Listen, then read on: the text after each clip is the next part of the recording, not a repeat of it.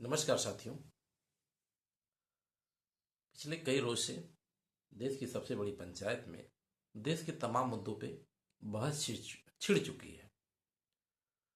पक्ष विपक्ष आरोप प्रत्यारोपण का कार्य एक दूसरे पे लगा ही रहा है और संसद सत्र में होता भी यही बार है, कोई नई बात नहीं है। कहीं अमेरिका की डील का चर्चा तो कहीं गलवान से लेके डोकलाम तक की चर्चा पे विपक्ष सरकार को घेरता हुआ नजर आ रहा है। जनता के द्वारा जनता के लिए चुनी गई सरकार को 56 इंच का सीना दिखाते हुए प्रेस मीडिया करके बता ही देना चाहिए कि हकीकत क्या थी। लेकिन वह भी विपक्ष को यह मौका दे रहे हैं कि आप भी अपनी बैटिंग ठीक ढंग से करिए, और विपक्ष तो ग्राउंड पे टिकने के लिए बेकरार ही है। इन सब मुद्दों के बीच देश के आम जन की जो सबसे बड़ी समस्या है, जो सबसे बड़ा मुद्दा है, कहीं ना कहीं वह इन मुद्दों के पीछे छुपता हुआ नजर आ रहा है। या संसद में गए हुए जो जनप्रतिनिधि हैं, जो जनता के द्वारा चुन के जाते हैं, उनके दिलों में जनता की इस आवाज को उठाने की हिम्मत अब नहीं रही गई है। साथियों, जो शिक्षा व्यवस्था का बाजारीकरण हो गया, व्यवसायीकरण हो गया, इस पे कोई बोलने के लिए तैयार नहीं हो रहा। जिस दौर में हम बात कर रहे हैं, इससे कई रोज पहले राजस्थान के एक विधायक रविंदर सिंह भाटी, उन्होंने जयपुर के एक इवेंट में इस बात को बड़ी पुरजोरी से अपनी बात को उठाया कि शिक्षा व्यवस्था तभी सुधरेगी जब जनप्रतिनिधि, सरकारी कर्मचारी, अधिकारी, यानी जनता के टैक्स पे जीने वाले हर वो व्यक्ति, अगर जनता के टैक्स से आपको पैसा लेना है, मानदेय लेना है, तनख्वाह लेना है, तो अपने बच्चे को पब्लिक स्कूल में पढ़ाना पड़ेगा। जब अपने बच्चों को ये ऐसे इंस्टीट्यूट में भेजेंगे, ऐसे स्कूलों में भेजेंगे, तब कहीं जाके इन स्कूलों की कायाकल्प होगी और इनके स्तर में सुधार होगा।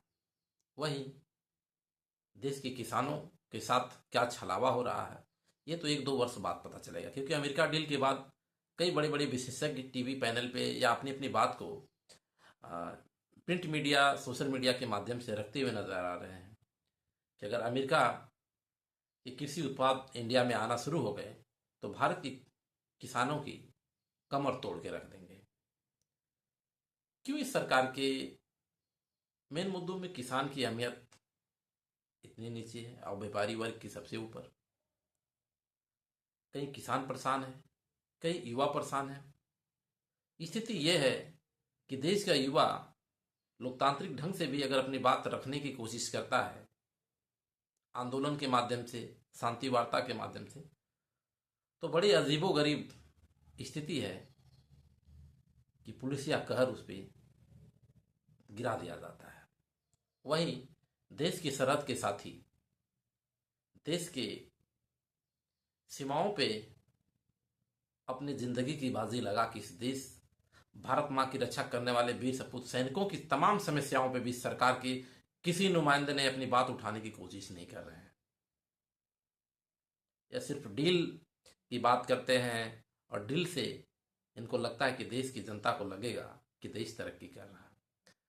साथियों, इस डील से देश तरक्की करेगा वो तो कई वर्षों बाद पता चलेगा, लेकिन इनके लोग तरक्की कर जाएंगे इस कमीशन खोरी में, इसके पीछे जो व्यवसाय होगा वो आपको नजर आता जल्दी ही आएगा।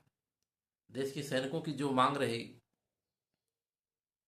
मिलिट्री सर्विस पे कई वर्षों से, विगत कई वर्षों से जो है न्यायालय के समक्ष अधर में लटकी पड़ी है। सरकार के कोई प्रतिनिधि या विपक्ष का कोई प्रतिनिधि इस पे बात करने के लिए कहीं नजर आता हुआ नहीं आ रहा है।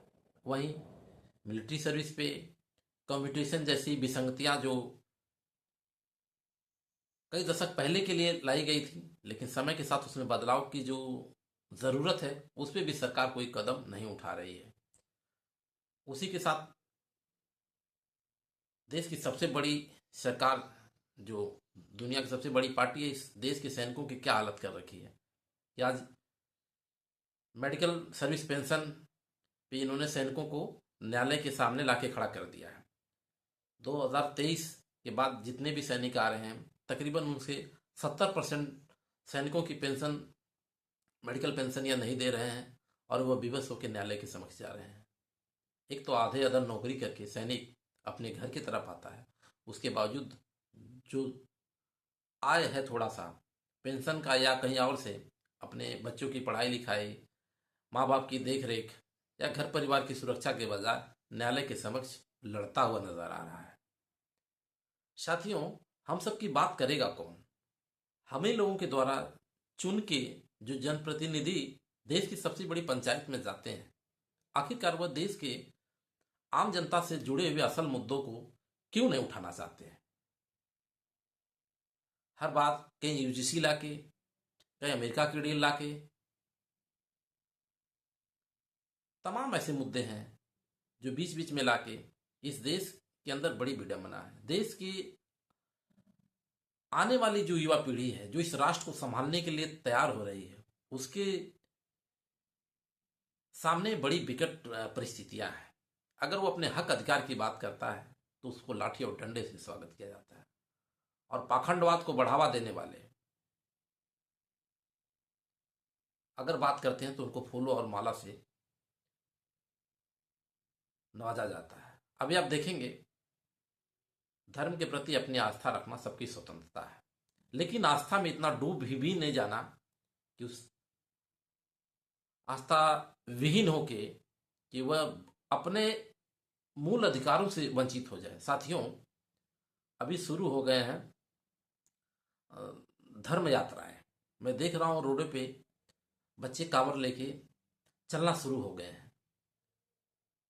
मुझे इससे आपत्ति नहीं है, क्योंकि मैं भी सनातनी हूं, मैं भी हिंदू हूं, और हमारे कुल में भी वर्षों वर्ष से पूजा पाठ की पद्धति को हम लोग मानते हुए आए हैं।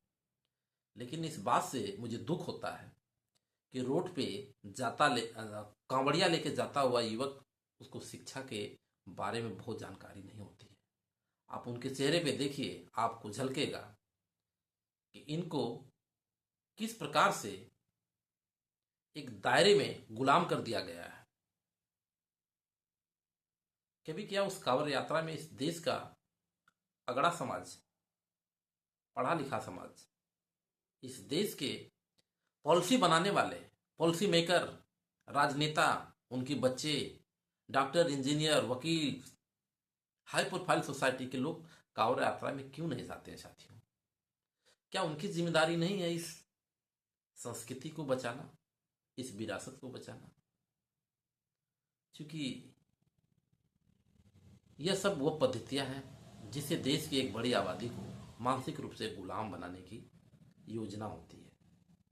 आप कांवड़ लेके जाएंगे, फूल माले से स्वागत किया जाएगा, लेकिन आप अपने शिक्षा, स्वास्थ्य और मौलिक अधिकारों की बात करेंगे तो आपकी कमर तोड़ दी जाएगी।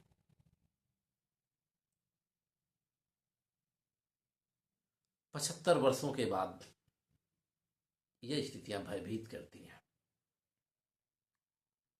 देश की पंचायत में सरकार देश को 5 ट्रिलियन ले जाने के लिए, दुनिया की तीसरी अर्थव्यवस्था ले आने के लिए बात करती है, लेकिन विगत कई वर्षों में हमारे इंस्टीट्यूट की क्या हाल हुई है? युवाओं के सामने रोजगार की क्या समस्या हुई है? क्या देश के चंद अमीर लोगों को दुनिया के सबसे अमीर की लिस्ट में शामिल हो जाने से तीसरी अर्थव्यवस्था, 5 ट्रिलियन की व्यवस्था कैसे होगी मुझे नहीं पता। लेकिन आम जन की जो समस्या है, गांव मोहल्ले की जो समस्या है, इस देश की आत्मा बसने वाले गांवों के लोगों की जो समस्या है, वह वास्तव में हृदय को पीड़ा देती है देखने के बाद। आज युवाओं की क्या स्थिति है? क्योंकि युवाओं की बात मैं इसलिए करता हूं कि जिस दौर में हम बात कर रहे हैं, इस दौर में यह देश दुनिया का सबसे युवा देश है। अगर इन युवाओं के भविष्य का आज कोई प्रबंधन नहीं हुआ तो जब यह युवा पीढ़ी अपने बुढ़ापे की तरफ जाएगी तो दुनिया का सबसे बूढ़ा देश होगा भारत। क्या स्थितियां होंगी हमारे उस समय के युवाओं के कंधों पे,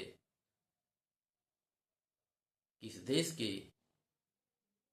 एक बूढ़े समाज को कैसे सरवाइव करेगा। बातें तो कुछ अटपटी हैं, लेकिन सत्य यही है। तो साथियों, आप लोग सतर्क रहिए, सजग रहिए। आपको देश का प्रहरी बनना पड़ेगा। जो आपके हक अधिकार की बात करे, आप उसको सपोर्ट करें। शिक्षा, स्वास्थ्य, इंफ्रास्ट्रक्चर्स, युवाओं, यूथ के लिए क्या हो रहा है। जब हमारा यूथ मजबूत होगा, तब हम दुनिया में अपनी मजबूती दिखाएंगे। यूथ के ऊपर पुलिसिया कर गिरा देने से किस प्रकार से तीसरी अर्थव्यवस्था बनाएंगे चंद घरानों से, यह तो समय बताएगा।